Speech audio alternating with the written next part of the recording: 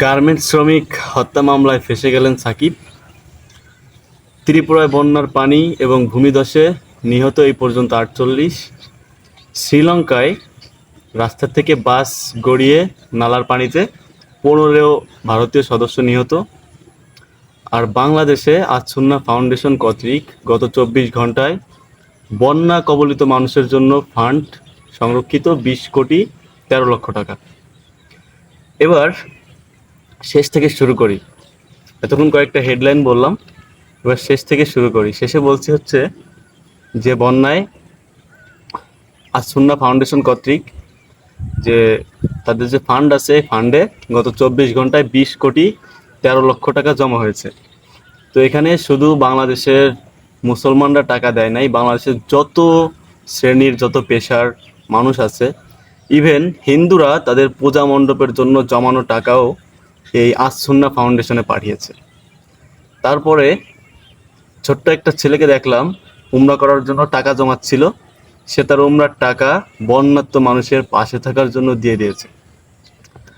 আজকে ছোটবেলা থেকে যেই বাংলাদেশ দেখতে দেখতে বড় হয়েছি, ছোটবেলা থেকে যে বাংলাদেশ যে চারপাশটা দেখতে দেখতে বড় হয়েছি, তো এমন মনে হচ্ছিল যে এই বাংলাদেশে জন্মগ্রহণ করে আমাদের জেনারেশনটা একটা বড় ভুল করেছে, এবং হয়তো আমাদের পূর্বপুরুষের কোনো পাপের সাজা আমরা এই জেনারেশনে এসে, এই বাংলাদেশে এসে, এই যে সাবেক ডিটেক্টেড শেখ হাসিনার সময় আমরা জন্মগ্রহণ করেছিলাম, সেই সাজা আল্লাহ তাআলা আমাদেরকে দিচ্ছে।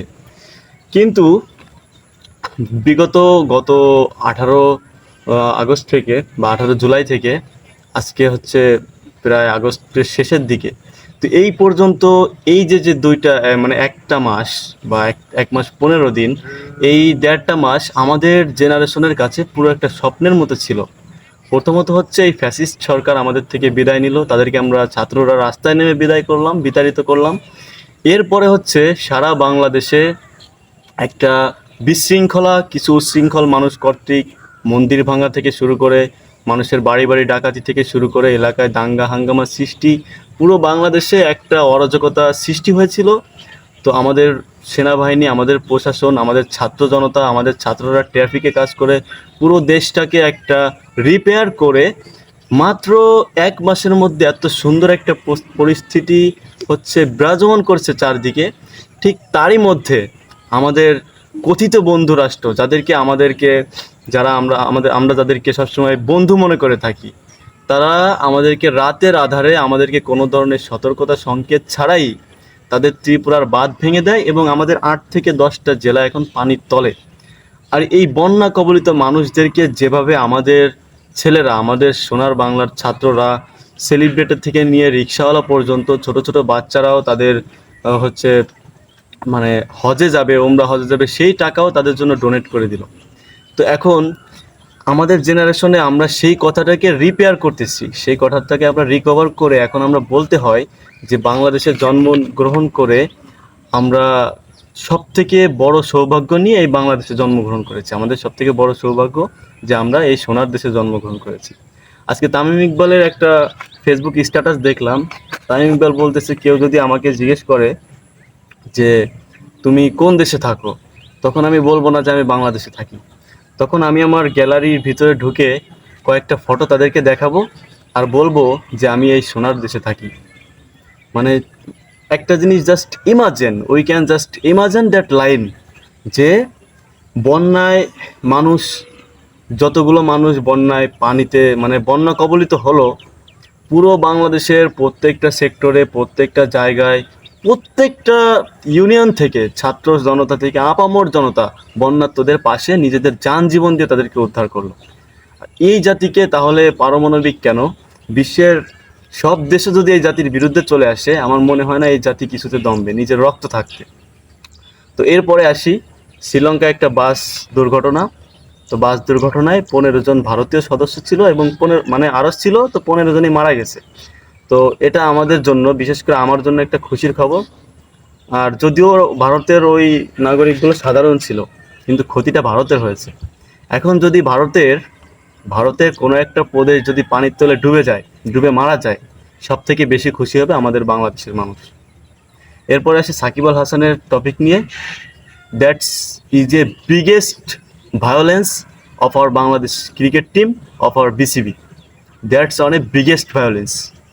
সাকিব আল হাসান বাংলাদেশ ক্রিকেটের পোস্টার বয় নিঃসন্দেহে, কিন্তু দেখেন একটা ডিটেক্টেডকে সাপোর্ট দিয়ে, একটা ডিটেক্টেডের দলে, একটা খুনি সরকারের দলকে সাপোর্ট দিয়ে সেই দলের সাংসদ নির্বাচিত হয়ে সেটা অবৈধভাবে সে নিজেকে এমন এক ফ্যাসিস্টে পরিণত করেছে, এমন এক জায়গায় নিয়ে গেছে যেখানে দেশের একটা ছাত্র, যে এখন বিসিবি কেন পুরো ক্রীড়া উপদেষ্টা, তার চোখে সে একজন অপরাধী, আর পুরো বাংলাদেশের হাইকোর্টের চোখে সে একজন খুনি। মানে চিন্তা করেন, সাকিব আল হাসানের জীবনে এত খারাপ দিন আসবে সে কখনো কল্পনা করে নাই। যদি সে শেখ হাসিনার দলে যোগ না দিত, যদি সে রাজনীতিতে না আসতো, তাহলে খুনের মতো এত বড় একটা অপবাদ তার লাইফ লাইনে লাগতো না। আজকে সাকিব আল হাসানকে ফুটবল বিশ্বের ইব্রাহিমোভিচ থেকে নিয়ে লিওনেল মেসি পর্যন্ত চিনে। তো এরা যখন শুনবে যে সাকিব আল হাসানের নামে হত্যা মামলা দেওয়া হয়েছে এবং সেই মামলায় সে 28 নম্বর আসামি, এবং এই মামলার জন্য তার ক্রিকেট লাইফের ইতি ঘটলো, তখন তার রেপুটেশনটা কোথায় যাবে? এই বয়সে এসে, বয়স অলমোস্ট 45, যদিও খাতা কলমে তার বয়স 38 বা 39, কিন্তু অলমোস্ট তার লিগাল বয়স 45+। তো এই বয়সে এসে তার রেপুটেশনটা কোথায় গেল? এরপরে আসি ত্রিপুরায়, যাদের পানি ঠেকানোর জন্য আমাদেরকে তলিয়ে দেওয়া হলো, সেই ত্রিপুরায় বন্যা পানি এবং বন্যার পানি এলাকা ডুবি এবং ভূমিধসে 48 জন নিহত। আমাদের বাংলাদেশে কিন্তু নিহতের খবর হয়তো বা 2-1 জন পাইছি আমরা। তো আরেকজনের ক্ষতি করতে হলে বাংলা প্রবাদে খুব সুন্দর সূক্ষ্ম একটা ভাষা আছে যে কারো জন্য গর্ত কাটলে সেই গর্তে আগে নিজের পড়তে হয়। তো বাংলাদেশের পানি ছেড়ে দিয়ে বাংলাদেশকে ডুবাতে চেয়েছিল এই ভারত বা এই ইন্ডিয়া। তো সেই মানুষ কিন্তু বাংলাদেশকে সেভ করেছে, বাংলাদেশের বন্যা কিন্তু বাংলাদেশের মানুষ কাঁধে কাঁধ মিলিয়ে সেভ করেছে। কিন্তু যেই ভারত বাংলাদেশকে ডুবায় মারতে চাইলো, সেই ভারতের ছোট্ট একটা ত্রিপুরা রাজ্যে 48 জন নিহত। তো এর থেকে আমি মনে করি ভারতের শিক্ষা নেওয়া উচিত। আর শুনতেছি যে ফারাক্কা তৈরি হবে, তিস্তা বাঁধের কবর দেওয়া হবে, চায়না প্রজেক্টের জন্য আমাদের সরকার, আমাদের উপদেষ্টাগণ সহায়তা আনবে। তো আমাদের প্রত্যেকটা জেনারেশনের ফোকাস এখন কিভাবে আমাদের বেড়িবাঁধগুলো নিয়ন্ত্রণ করা যায়। আমাদের এই মুহূর্তে আর কোনো উন্নয়ন নেই। আমি আগেও বলেছি যে আমাদের বাংলাদেশের এই মুহূর্তে আর কোনো উন্নয়নের দরকার নেই।